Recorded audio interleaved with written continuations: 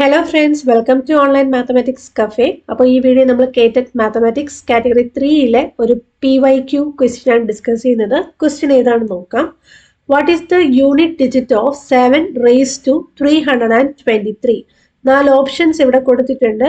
7 raised to 323യുടെ last digit വരുന്നത് ഏതാണ് എന്നാണ് ചോദ്യം. 1 ആണോ, 2 ആണോ, 3 ആണോ, 4 ആണോ എന്നാണ് നമ്മുടെ ക്വസ്റ്റ്യൻ.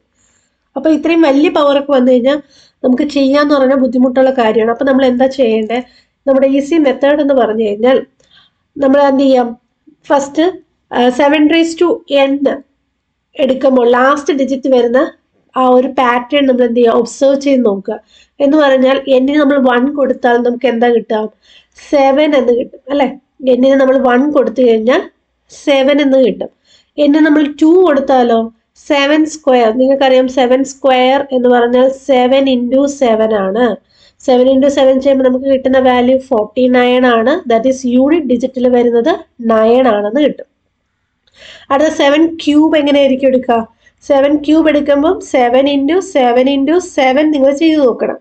അപ്പോൾ നിങ്ങൾക്ക് എത്ര കിട്ടും? 343 എന്ന് കിട്ടും. അവിടെ യൂണിറ്റ് ഡിജിറ്റ് 3 ആണ് വരുന്നത്. ഇനി അടുത്ത പവർ എടുത്ത് നോക്കുക. 7 raised to 4. 7 raised to 4 എന്ന് പറയുമ്പോൾ ഇതേപോലെ തന്നെ 7 into 7 into 7. 7 4 പ്രാവശ്യം മൾട്ടിപ്ലൈ ചെയ്യണം. നമുക്ക് കിട്ടുന്ന വാല്യൂ 2401 ആണ്. അപ്പോൾ ഇവിടെ വരുന്ന യൂണിറ്റ് ഡിജിറ്റ് എന്ന് പറയുന്നത് ആരാണ്? 1 ആണ്. 7 raised to 1 ചെയ്തപ്പോൾ നമുക്ക് 7 ആണ് കിട്ടിയത് അല്ലേ. അപ്പോൾ ഇനി അടുത്തൊരു നമ്പർ കൂടെ നമുക്ക് ചെക്ക് ചെയ്ത് നോക്കാം, പവറും കൂടെ ചെക്ക് ചെയ്യാം. 7 raised to 5. 7 raised to 5 എന്ന് പറയുമ്പോൾ 7 5 ടൈംസ് നമ്മൾ മൾട്ടിപ്ലൈ ചെയ്യണം. അപ്പോൾ കിട്ടിയ വാല്യൂ എന്ന് പറയുന്നത് 16,807 ആയിരിക്കും നമുക്ക് കിട്ടുക. അവിടുത്തെ യൂണിറ്റ് ഡിജിറ്റ് കണ്ടോ? 7 റിപ്പീറ്റ് ചെയ്തില്ലേ.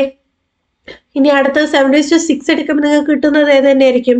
9 ആയിരിക്കും കിട്ടുക. 7 raised to 7 എടുക്കുമ്പോൾ 3 ആയിരിക്കും കിട്ടുക. 7 raised to 8 എടുക്കുമ്പോൾ ഏതായിരിക്കും കിട്ടുക? 1 എന്ന് കിട്ടുക. അപ്പോൾ ഈ ഒരു പാറ്റേൺ അല്ലെങ്കിൽ ഈ ഒരു സൈക്കിൾ എന്ത് ചെയ്യും? ഇങ്ങനെ റിപ്പീറ്റ് ചെയ്ത് പോകുന്നതായിട്ട് നമുക്ക് മനസ്സിലാക്കാം.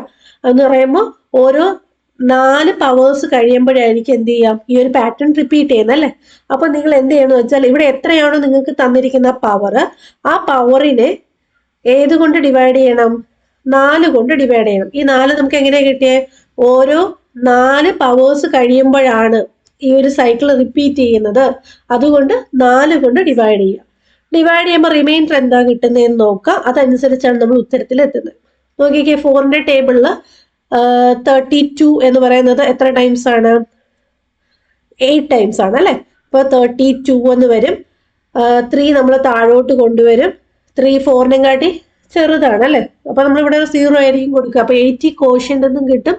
3 നമുക്ക് എന്തായിട്ടും കിട്ടും? റിമൈൻഡർ ആയിട്ടും കിട്ടും. അപ്പം നമ്മുടെ ഈ റിമൈൻഡർ ആണ് നമുക്ക് ഇവിടെ ഇമ്പോർട്ടൻ്റ് ആയിട്ടുള്ളത്. അപ്പോൾ റിമൈൻഡർ 3 ആയതുകൊണ്ട് നമ്മൾ എടുക്കേണ്ടത് 3rd പവർ ആയിരിക്കും എടുക്കുക. ഇവിടെ 3rd പവറിൽ വരുന്നത് ആരാണെന്ന് നോക്കിയാൽ, ഫസ്റ്റ് പവറിൽ 7 ആണ് എടുക്കേണ്ടത്. സെക്കൻഡ് പവർ വരുമ്പം 9 ആണ്. 3rd പവർ വരുമ്പം 3 ആണ്. സോ അവർ ആൻസർ എന്തായിരിക്കും വരിക? 3 എന്ന് വരും.